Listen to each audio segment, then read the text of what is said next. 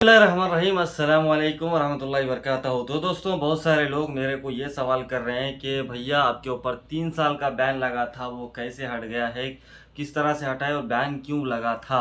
Daily Shahir blog YouTube channel पर बहुत सारे ऐसे सवाल आ रहे हैं, क्योंकि मैं फ़िलहाल अभी मौजूद हूँ सऊदी अरब में और मैं था इंडिया में। ठीक है, तो इस वीडियो में मैं आपको कंप्लीट बताऊंगा कि मैंने कैसे कैसे किया, किस तरह से मेरे ऊपर बैन हटाया और बैन क्यों लगता है, आपको पूरा बताऊंगा। वीडियो में आगे बढ़ने से पहले आपसे एक छोटी सी रिक्वेस्ट है, चैनल को सब्सक्राइब नहीं करे हैं तो अभी तक सब्सक्राइब कर लीजिए और वीडियो को लाइक भी कर दीजिए। तो चलिए शुरू करते हैं। तो दोस्तों, 3 साल का बैन इसलिए लगता है जब आप सऊदी अरब से छुट्टी जाकर वापस नहीं आते हैं तो आपके ऊपर 3 साल का बैन खुद ब खुद गवर्नमेंट की तरफ से, सऊदी अरब की जो गवर्नमेंट होती है उनके तरफ से ही 3 साल का बैन लग जाता है। वो कोई कफील नहीं लगाता ना लगवाता है, वो खुद ब खुद लग जाता है। क्योंकि आप छुट्टी गए, वापस नहीं आए जो डेट पे आपको वापस आना होता है, क्योंकि उतनी ही डेट तक के आप पैसे दिए हुए होते हैं। अगर आप 1 साल के छुट्टी के पैसे देते हैं तो आपको 1 साल तक का कोई बैन नहीं लगेगा।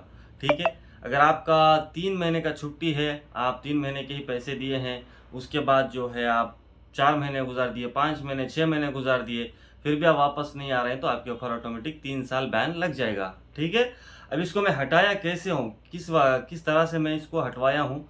तो दोस्तों, जो सऊदी अरब से जो छुट्टी में जाते हैं वो लोगों को पहले तो ये काम करना चाहिए, जो अपना अखामा होता है वो अखामा या तो रूम में फेंक कर जाना चाहिए या फिर कफील को देकर जाना चाहिए या कोई दोस्त के पास रख कर जाना चाहिए, क्योंकि आगे आपको काम आने वाला है अखामा ही।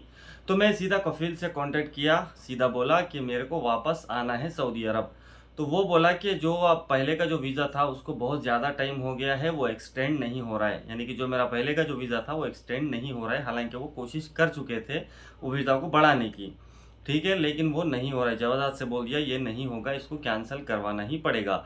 वो वीज़ा को कैंसिल करवाने के लिए ओरिजिनल अखामा होना ज़रूरी होता है सऊदी अरब में।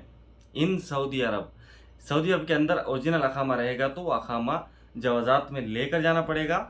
वहाँ जाने के बाद में आपके अखामे पे चेकिंग होएगी, आपके आपके ऊपर कोई ड्यू वगैरह तो नहीं है, पैसा वैसा कोई ड्यू है या किसी का कुछ देना वगैरह बकाया जो होता है ना, जैसा कोई मुखालफा है, मुखालफा यानी फाइन जो आता है स्पीड कैमरे का वो वगैरह, तो ये सब कुछ चेक किया जाता है। चेक करने के बाद कुछ नहीं रहता है तो वो फाइनल एग्जिट वहाँ पर लगा देते हैं।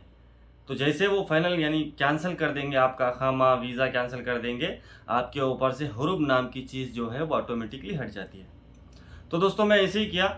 मेरे पास अखामा जो था वो इंडिया लेकर गया था मैं, तो मैं इंडिया से अखामा, ओरिजिनल अखामा भेजा हूँ इधर, वीज़ा कैंसिल करवाया हूँ। और वीज़ा कैंसिल करवाने के बाद जो पेपर मेरे को एग्जिट, फाइनल एग्जिट जो पेपर आता है वो पेपर जो है उसमें अखामा मेरा वैलिड था।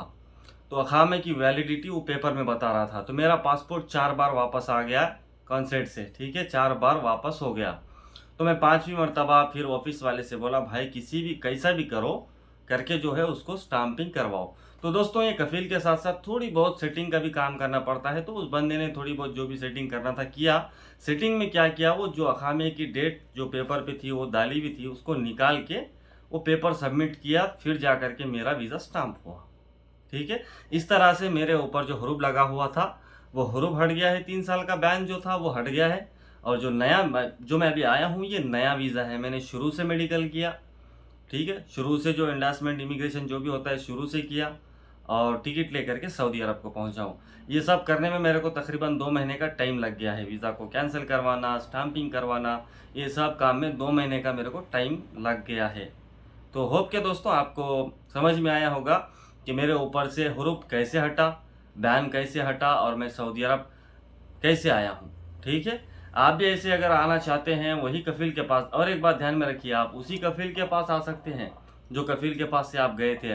हाँ, अगर आपका कफील चाहता है वो कैंसिल कर दे सब कुछ, आपकी हेल्प अगर करना चाहता है तो आपका वीज़ा वगैरह सब कुछ कैंसिल कर देगा। हो सकता है आपसे कुछ पैसा ले ले, फिर आप जो है दूसरे वीज़े पे आ सकते हैं। वो वीज़ा कैंसिल होना चाहिए, पहले का जो वीज़ा होता है अखामा जो होता है वो सब कैंसिल होने के बाद में आप दूसरे वीज़े पे आ सकते हैं। वरना दूसरे वीज़े पे आने के लिए आपको 3 साल इंतज़ार करना पड़ेगा। 3 साल दोस्तों छुट्टी के ख़त्म होते ही नहीं लगता है। 3 साल जैसे आपकी 3 महीने की छुट्टी है, 3 महीने के बाद या चौथे महीने में या 5वें महीने में कभी भी आपके ऊपर 3 साल का बैन लग सकता है। तो उस टाइम से आपको 3 साल गिनना पड़ेगा।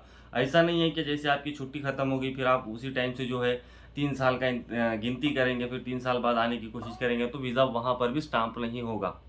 ठीक है, क्योंकि ये जवाज़ात के अलग अलग रूल्स है, पता नहीं कि कौन से सिस्टम से चलते हैं, वो उन्हीं को पता है भाई।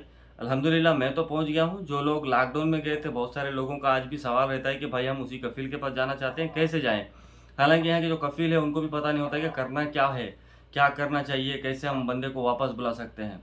तो जो आपका कफ़ील है वही कर सकता है। तो इसमें एक ही बात ये होती है कि आपका कफ़ील नंबर 1 बंदा होना चाहिए जो आपका काम करवाए जवाज़ात जा कर के, क्योंकि जवाज़ात में और जवाज़ात की जो ऑफिस है वहाँ पर विज़िट करना होता है। अगर आपका कफ़ील अच्छा रहेगा तो विज़िट करेगा, अच्छा नहीं रहेगा तो विज़िट नहीं करेगा, है ना। तो यही होता है भाई दोस्तों। इसी तरीके से जो है आपका बैन 3 साल का आप हटा सकते हैं, आप फिर से वापस सऊदी अरब आ सकते हैं। होप कि जो मैं बोला हूँ आपको समझ में आया होगा। अगर आप जो भी आना चाहते हैं तो इस तरह से आ सकते हैं। पहले कफ़ील से कांटेक्ट कीजिए, कफ़ील को बोलिए जो भी मेरा वीज़ा खामा है उसको कैंसिल करवा दो, फिर से मैं आना चाहता हूँ। वो अगर कफ़ील जो मालूमात वाला रहता है वो खुद ही सब कुछ कर लेगा, बस आपको ज़िक्र करने का होता है कि भाई मेरे को आना है और जो भी करना है जो करके मेरे को बुलाओ। दूसरा नया वीज़ा लेना होता है, मेडिकल वगैरह करके जो है आपको आना होता है। ऐसे ही मैं ही आया हूँ। ये वीडियो मैं डेली शायरी ब्लॉग चैनल पर भी डाल सकता था, लेकिन वहाँ पर मेरे को बहुत वीडियोस अपलोड करने हैं, इसीलिए जो है मैं इस चैनल पर डाल रहा हूँ। होप कि आपने ये वीडियो देखा होगा।